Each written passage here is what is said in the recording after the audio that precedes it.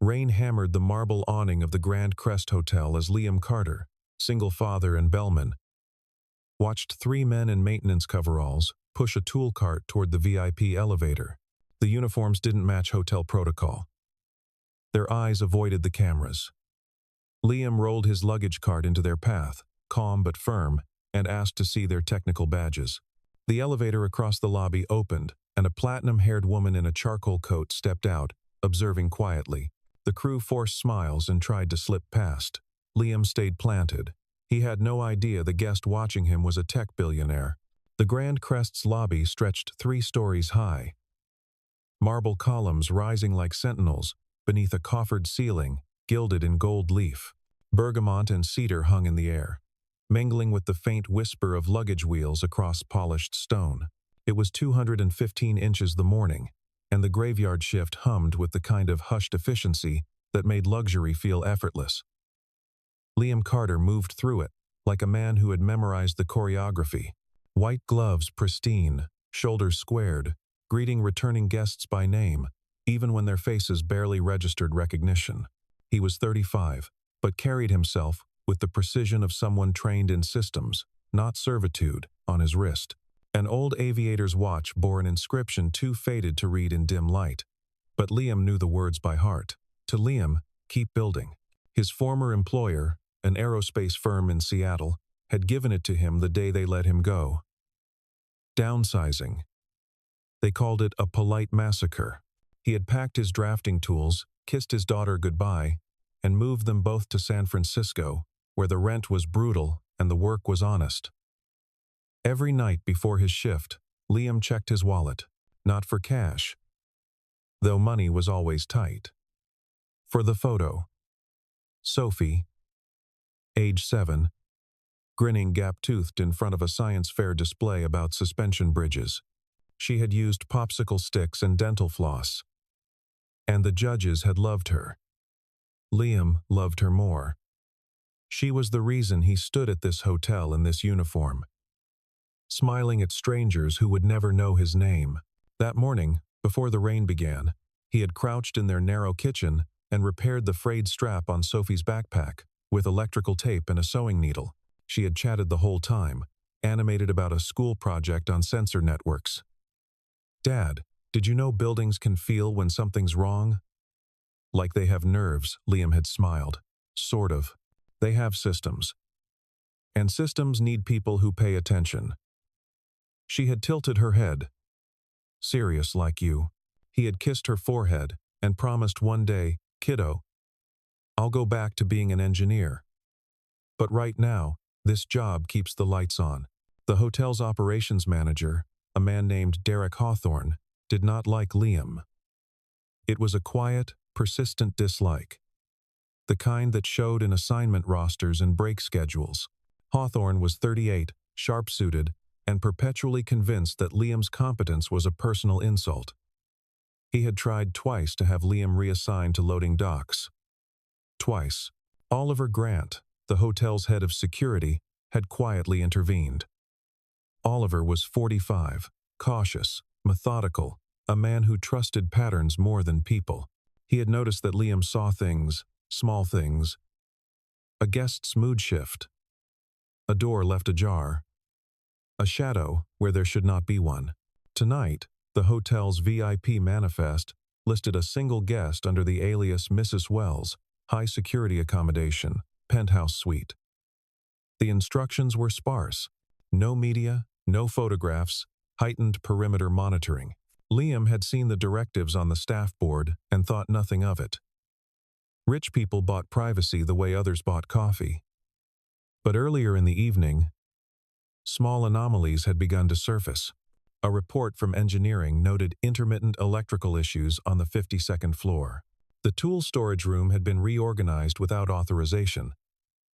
And Oliver Grant had spent an hour on the phone with an external maintenance contractor, his voice tight with the kind of frustration that came from answers that did not add up. Liam had overheard fragments of it while restocking the luggage hold. "No, I didn't approve a third-party access request. Check your records again." The rain intensified. Through the tall glass doors, The city blurred into streaks of neon and shadow. Liam glanced at his watch. 230.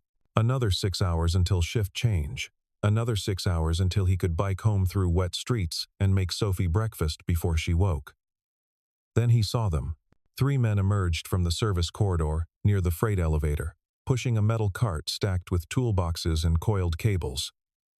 They wore navy coveralls embroidered with the hotel's crest, but something was off.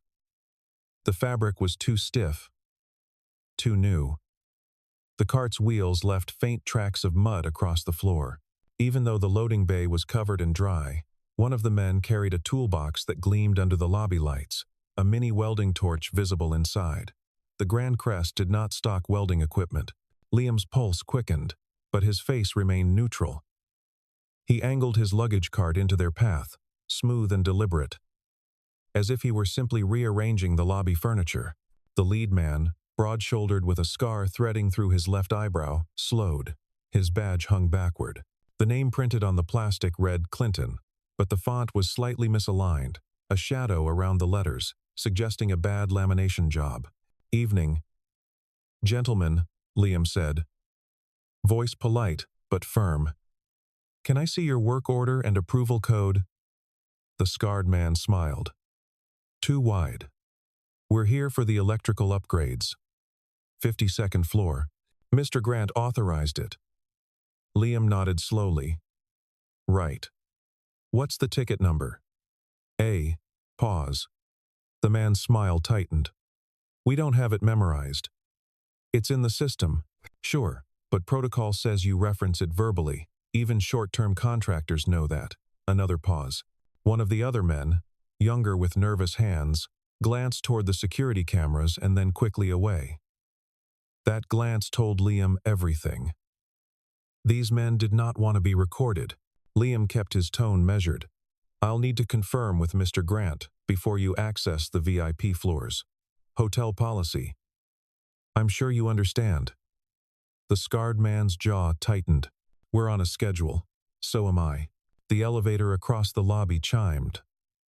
The door slid open, and a woman stepped out. She was in her early 30s, wearing a tailored charcoal coat, her platinum hair pulled into a low twist. Her movements were economical, controlled. She did not look at Liam or the maintenance crew directly, but her gaze swept the scene with the precision of someone trained to notice details. She walked toward the lounge, heels clicking softly, and chose a chair with a sightline to the elevators.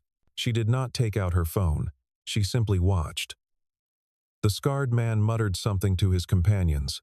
They exchanged glances, then nodded. "We'll check with dispatch and come back." He turned the cart around, smooth and unhurried, and guided it toward the service stairwell. As they disappeared, something small and black tumbled from beneath the cart and rolled under a potted palm. Liam did not move toward it immediately. He waited until the men were gone, then pressed the call button on his radio. "Oliver? This is Liam. We need to talk." Minutes later, Oliver Grant arrived, a tablet under one arm and a frown etched deep. Liam explained quickly. The uniforms, the mud, the backward badge, the tool discrepancies. Oliver listened without interrupting, his expression tightening. "I didn't authorize external contractors tonight. I'll pull the access logs." He glanced toward the stairwell. "Did they leave anything behind?" Liam pointed to the potted palm. Oliver crouched and retrieved the small black object. It was a network adapter, a PoE injector, with a rubberized casing and a blinking LED. Oliver's face paled. "This is industrial grade.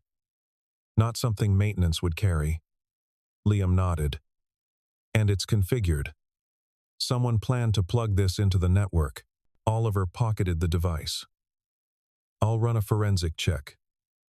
In the meantime, keep your eyes open." But before Oliver could leave, Derek Hawthorne appeared, his expression sharp with irritation. "What's the delay? I got a complaint that luggage service is blocked," Liam explained. Hawthorne's face darkened. "You stopped a contractor crew because you didn't like their uniforms." "I stopped them, because they couldn't provide a valid work order. "You're a Bellman, Carter, not security."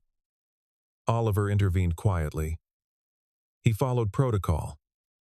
Hawthorne's glare swung to Oliver. "And now we have 3 technicians who think our staff are paranoid amateurs.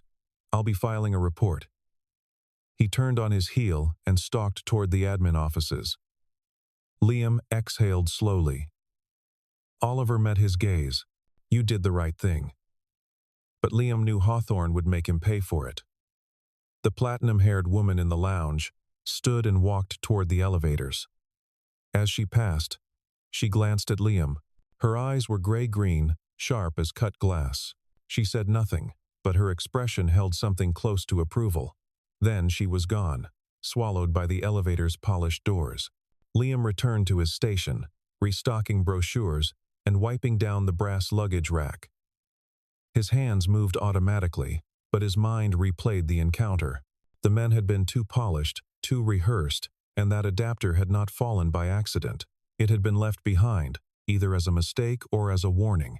At 4 inches the morning, Liam biked home through rain-slick streets, his uniform damp under his jacket. Sophie was asleep. Her small body curled around a stuffed bear that had lost one eye. Liam kissed her hair and sat at the kitchen table, staring at the cold coffee he did not have the energy to drink. On the wall above the sink, taped in neat rows, were Sophie's sketches, diagrams of circuits, flowcharts of elevator systems, a child's attempt to understand the world her father used to build. He thought about the men in the lobby, about the adapter, about the woman who had watched him with those sharp assessing eyes, and he thought about Derek Hawthorne, already drafting a reprimand that would sit in Liam's personnel file like a stain. But Liam did not regret what he had done. He had seen something wrong and acted. That was the job. Not the job they paid him for, perhaps, but the job he had trained for. The job he still believed in. He pulled out his phone and typed a message to Oliver. "If you need help analyzing that device, I'm available." The reply came 3 minutes later. "I might take you up on that." Liam set the phone down and closed his eyes. Outside, the rain drummed against the window, relentless and cold. The next evening, Liam returned to the Grand Crest at his usual time, 600. The day shift was winding down, and the lobby buzzed with departures. He clocked in, changed into a fresh uniform, and checked the assignment board. His name was conspicuously absent from the VIP elevator rotation. Instead, Hawthorne had assigned him to luggage runs between the parking garage and the lower tier rooms. A demotion in all but name. Liam did not complain. He loaded bags onto a cart and made his rounds, smiling at guests, answering questions about restaurants and cable car schedules. At 8, he helped a family reunite with a lost toddler who had wandered into the gift shop. At 9, he manually unjammed a stuck elevator door using a tension bar and saved a businessman from missing his flight. At 1,000, he delivered room service to a guest who tipped him $50 and said, "You're the only person in this place who actually listens." Around 11, Amanda Reyes, the night desk clerk, waved him over. Amanda was 29, efficient and perceptive in the way that came from working too many graveyard shifts. She leaned in and whispered, "Hawthorne's been in Grant's office all afternoon, and someone pulled the access logs for the tool storage room." Liam's pulse quickened. What did they find? Don't know. But Grant looked pissed. At midnight, Liam's radio crackled. "Carter, report to security office." Oliver Grant's voice, clipped and formal. Liam set down his luggage cart and took the service elevator. Oliver's office was small, cluttered with monitors and filing cabinets. The PoE adapter sat on his desk, connected to a laptop running diagnostic software. Oliver gestured for Liam to sit. The device was configured to inject malware into the hotel network. Specifically, the guest management system. Financial data, reservation details, security protocols. Someone wanted access to everything. Liam felt a chill. Who would target the hotel? Not the hotel, Oliver said quietly. A guest. He pulled up a file on his screen. A corporate logo. Sleek and angular. Whitmore Technologies. The woman staying under the alias Mrs. Wells is Serena Whitmore, CEO. Net worth somewhere north of $8 billion. She's in town to finalize a quantum encryption contract with a defense contractor. If someone breached her files, they'd have access to classified technology, Liam finished, and they'd never trace it back. Oliver nodded. The malware signature matches a group called Cross, Industrial Espionage Specialists. High-end, expensive. He paused. Hawthorne thinks you planted the adapter to create a hero narrative. Liam's stomach dropped. That's insane. I know, but he's convinced. He wants you suspended pending investigation. Oliver, I'm not suspending you, but I need you to stay low. Let me handle this. Liam stood. What about the men I ran facial recognition? Nothing. Either they're ghosts or they're using advanced spoofing. Either way, they'll try again, and next time they won't be polite. Liam left the office, his mind racing. As he walked back to the lobby, he passed the VIP elevator. The doors opened. Serena Whitmore stepped out, dressed in a slate gray suit, her expression unreadable. She glanced at him, then away. But as the doors closed, she turned back. Excuse me, you're the Bellman from last night. Liam stopped. Yes, ma'am. You blocked a contractor crew. I did. She studied him for a moment. Why? Because they didn't follow protocol. And that mattered to you. It always matters. Serena's expression softened just slightly. What's your name? Liam Carter. Thank you, Mr. Carter. She extended her hand. Liam shook it. Her grip was firm, deliberate. If you notice anything else unusual, I'd appreciate it if you informed Mr. Grant immediately. I will. She released his hand and walked toward the lounge. Liam watched her go, something unspoken passing between them. Respect, maybe. Or recognition. That night, Liam slept poorly. He dreamed of circuits and locked doors, of men in coveralls pushing carts through endless hallways. He woke at dawn, made Sophie pancakes, and listened to her chatter about a science project on failsafe systems.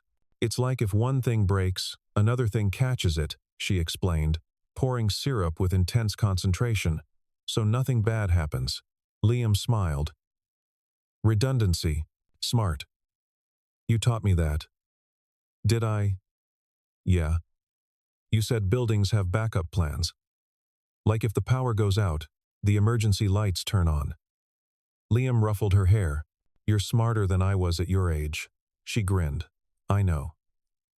Later, as Liam biked Sophie to school, the rain returned, softer this time, more mist than storm. Sophie pedaled beside him, her yellow raincoat bright against the gray streets. At the school gate, she hugged him tightly. Love you, Dad. Love you more. Not possible, she said, and ran inside. Liam watched her go, his chest tight with a feeling he could not name. Then he turned his bike toward the Grand Crest and pedaled into the rain. At the hotel, the day was quiet. Too quiet. Liam restocked luggage tags, polished the brass railings, and answered guest inquiries with his usual care.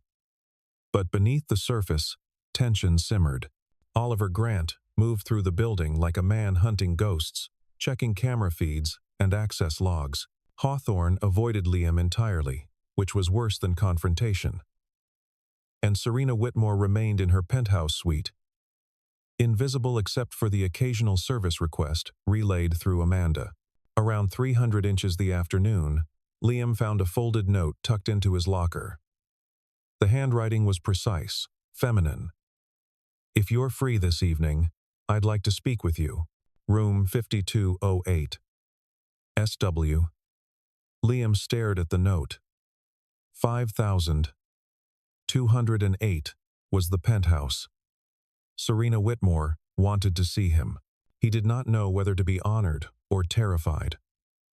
At 7, after his shift ended, Liam took the VIP elevator to the 52nd floor. The hallway was silent, carpeted in deep charcoal, the walls lined with abstract art that probably cost more than his yearly salary.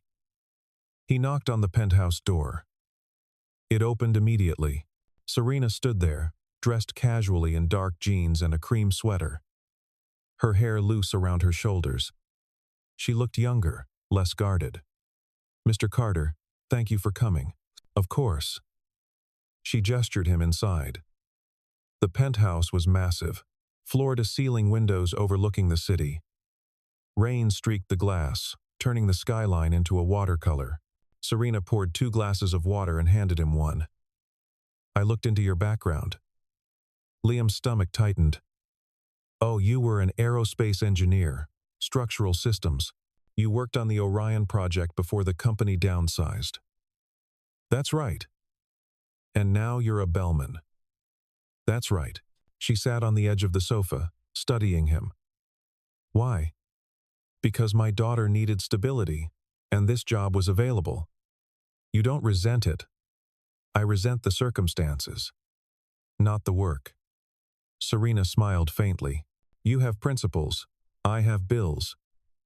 She laughed, a short surprise sound. "I like you, Mr. Carter. You don't posture." She set down her glass. "I want to hire you as a temporary consultant. Security assessment. I'll pay you $5,000 for a week of your time." Liam blinked. "That's generous. But I can't accept it." "Why not?" "Because it feels like charity, and I don't take charity." Serena's expression shifted, something like respect flickering in her eyes. "It's not charity, it's payment for expertise. You saw something last night that my security team missed. I need people who see." Liam hesitated. "What I need is for this hotel to treat me fairly, not for someone to pay me to bypass the problem." Serena was quiet for a long moment. Then she nodded. "All right. No payment. But if you notice anything else, will you tell me directly? I'll tell Mr. Grant. He's the security lead." "And if Mr. Grant is compromised," Liam's pulse quickened. "You think he's involved?" "I think someone inside this hotel is. And I think you're one of the few people I can trust." Liam met her gaze. "Why me?" "Because you stood in front of those men and didn't flinch. Because you care about doing the job right even when no one's watching. That's rare." Liam did not know what to say, so he simply nodded. "I'll keep my eyes open." "Thank you." As Liam turned to leave, Serena called after him. "Mr. Carter, your daughter, Sophie. She's lucky to have you." Liam stopped, surprised. "You know her name. I know a lot of things." She smiled. "It's part of the job." Liam left the penthouse, his mind spinning. Serena Whitmore was not what he had expected. She was sharp, yes, calculating. But there was something underneath. Something human. Back in the lobby, Amanda waved him over again. "Grant's been trying to reach you." "There's a problem." Liam's chest tightened. What kind of problem? Maintenance crew just arrived. Same coveralls, different faces, and Hawthorne signed off on them. Liam ran. He found Oliver Grant in the security office, staring at a monitor. On the screen, 3 men in navy coveralls pushed a cart toward the freight elevator. Oliver looked up. "I didn't authorize this." "Hawthorne did," Liam said. Why? Oliver's jaw tightened. "Either he's incompetent or he's compromised. We need to stop them." Oliver grabbed his radio.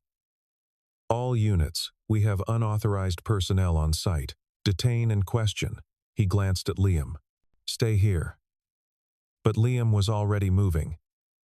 He took the stairs 2 at a time, his heart hammering. The freight elevator was slower than the main lifts. If he ran, he could intercept them on the 48th floor. He burst through the stairwell door just as the elevator chimed. The doors opened.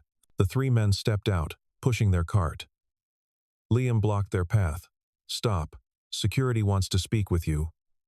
The lead man, a different face this time, but the same cold eyes, smiled. "We're just doing our job." Not without proper authorization. The man reached into his coveralls. Liam's instincts screamed. He shoved the luggage cart forward, ramming it into the man's knees. The man stumbled, cursing. The other two lunged. Liam ducked, grabbed a brass luggage handle, and swung it like a club. It connected with a shoulder. Someone yelled. Alarms blared. Security flooded the hallway. Oliver arrived, weapon drawn. On the ground. Now, the men complied, faces blank. But as they were cuffed, one of them looked at Liam and smiled. "You're just delaying the inevitable." Liam's blood ran cold. Oliver pulled Liam aside. "You all right, yeah?" What were they carrying? Oliver opened the cart. Inside, beneath a false bottom, were devices Liam recognized. Signal jammers, miniature EMP generators, and a small black case labeled Remote Access Kit.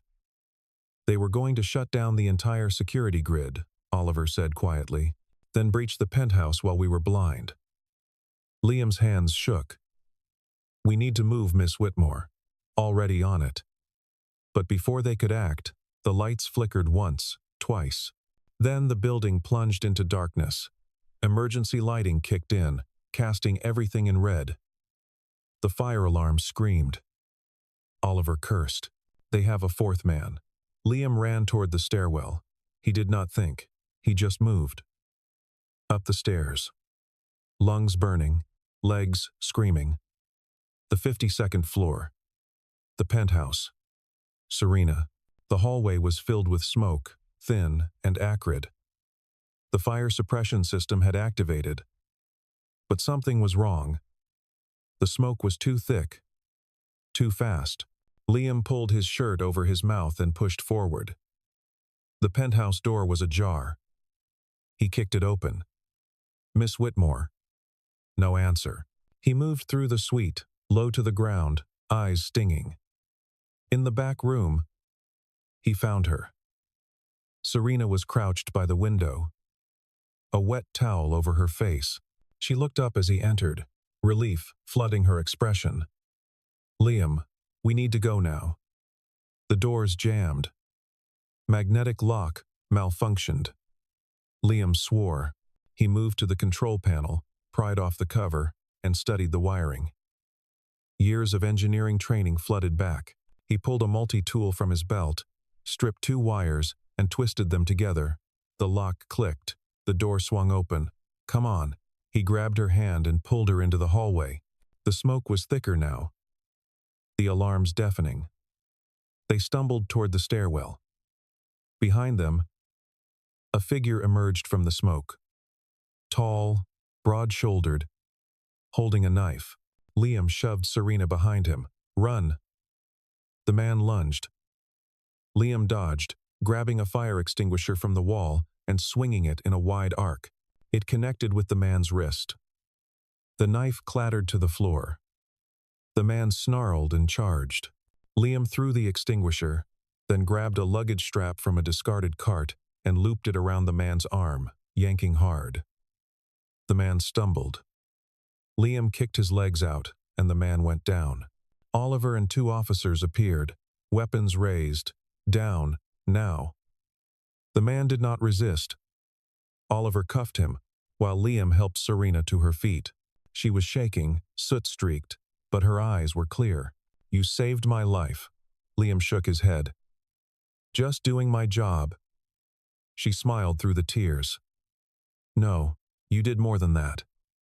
An hour later, the smoke had cleared, and the building was secure. Forensic teams swarmed the penthouse, collecting evidence. Oliver pulled Liam aside. The device logs show the breach originated from the tool storage room. Someone used Hawthorne's access code. Liam's chest tightened. "Hawthorne, he's been arrested."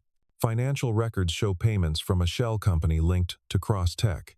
He sold access for $200,000. Liam closed his eyes.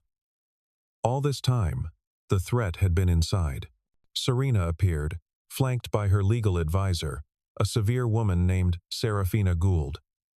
Serena looked at Liam, and for the first time she let her guard down. "Thank you, doesn't feel like enough. It is." "No, it's not." She turned to Serafina. "Draft an offer letter, Miss Whitmore." "Now." Serafina nodded and disappeared. Serena turned back to Liam. "I'm offering you a position at Whitmore Technologies, head of physical security integration.